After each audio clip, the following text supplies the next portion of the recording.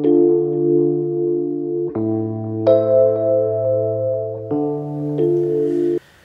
জগতবাসী, আজ আমি শামীম আলী চিশতি আপনাদের সামনে একটি আলোচনা নিয়ে আসলাম। আর আলোচনাটি যদি কেউ খেয়াল করে বোঝার চেষ্টা করে, ইনশাল্লাহ ইহকাল এবং পরকালেরই উপকৃত হওয়া যাবে।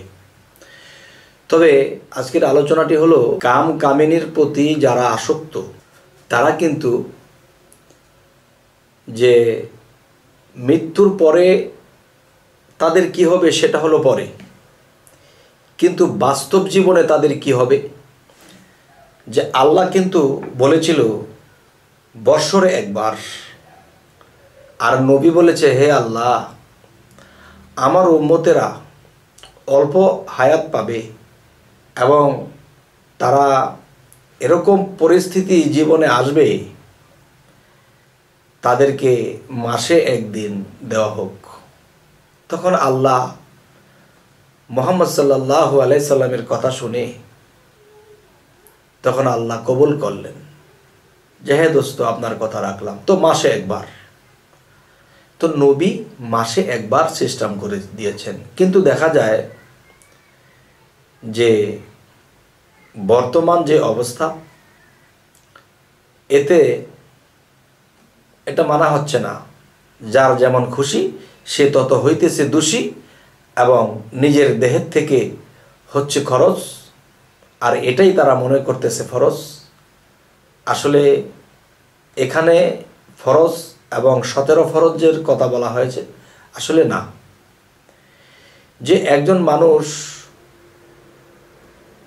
তার দ্বারা যদি একটা সন্তান পৃথিবীতে আসে তখন তার দ্বারা 17 ফরজ, কিন্তু যারা বলে এখানে গেলেই 17 ফরজ, না বাবা, এই কথাটা যারা বলে তারা এই কাজের জন্য বেশি গরজ।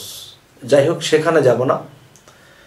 তো আজকের যে আলোচনাটি সেটা আমি বোঝাতে চাই, যারা অতিরিক্ত এই নারী কাম প্রেমে লিপ্ত, টাইম নেই গান নেই, যারা এভাবে সেভাবে চলছে এবং অতিরিক্ত এখানে গমন করছে,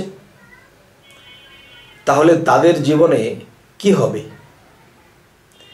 যেমন একটা মানুষকে যখন জবাই করা হয় তখন কিন্তু এই জিনিসটা পাবে না। যৌবনের যে টলমলো যে পানিটুকু, এটা জবাই করলে কাউকে পাবে না। তাহলে এটা কোত্থেকে আসে? তখন আল্লাহর সৃষ্টি এমনভাবে ফিটিং করেছে, তখন সেই আকাশে যখন বৃষ্টি মেঘাচ্ছন্ন হয় তখন বৃষ্টি ঝপ করে জমিনে পড়ে।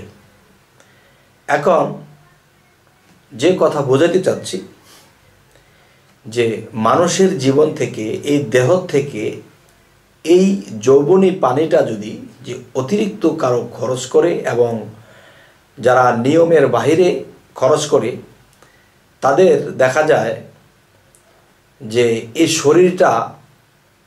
শরীরের মেয়াদটা কমে যায়। শরীরের মেয়াদ কমার পরে মানে তার হায়াত কমে যায় এবং দেখা যায় জ্ঞান আস্তে আস্তে হ্রাস পেয়ে যায়। এরপরে সেই মানুষটি বিভিন্ন রোগ আক্রান্ত হতে থাকে, কারণ দেহের রাজা এই দেহটাকে রাখে তাজা, আর এটাকে করে মজা ছেড়ে দিচ্ছে যেখানে সেখানে। তখন কি হলো? তখন এই দেহের মেয়াদ যখন ফুরে যায় তখন দেখা যায় একটা মানুষের জীবনে বিভিন্ন রোগ বালাই এটা সেটা এসে কষ্ট করতে করতে করতে হাঁপানি কাশ হইতে হইতে বা বিভিন্ন রোগে ধরতে ধরতে একটা সময় এই মানুষটি দেহ ত্যাগ করে। তখন কিন্তু সে আল্লাহর কাছে পড়বে ধরা।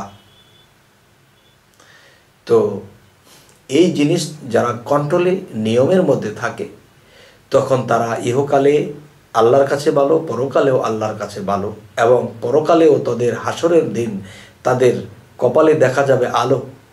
কিন্তু দেখা যায় যে এই জিনিস যারা অতিরিক্ত খরচ করে ফেলছে তখন তাদের এই আলোটুকু থাকবে না।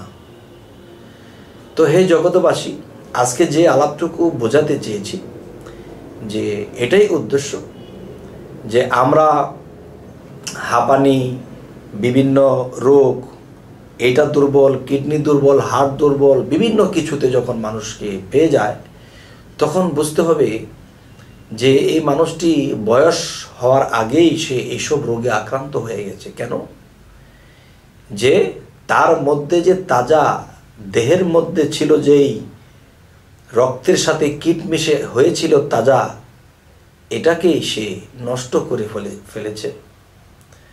তখনই দেহটা জীর্ণ শীর্ণ হয়ে যায়। তবে একটা প্রমাণ আপনারা করবেন যে যারা বিবাহিত তারা দেখবেন যে যতটুকু শক্তি, যতটুকু উৎফুল্ল শরীরে থাকে, ওখানে যাওয়ার পরে কিন্তু শরীরে আর সেই ইমেজ কাজ করে না। তার মানে কি?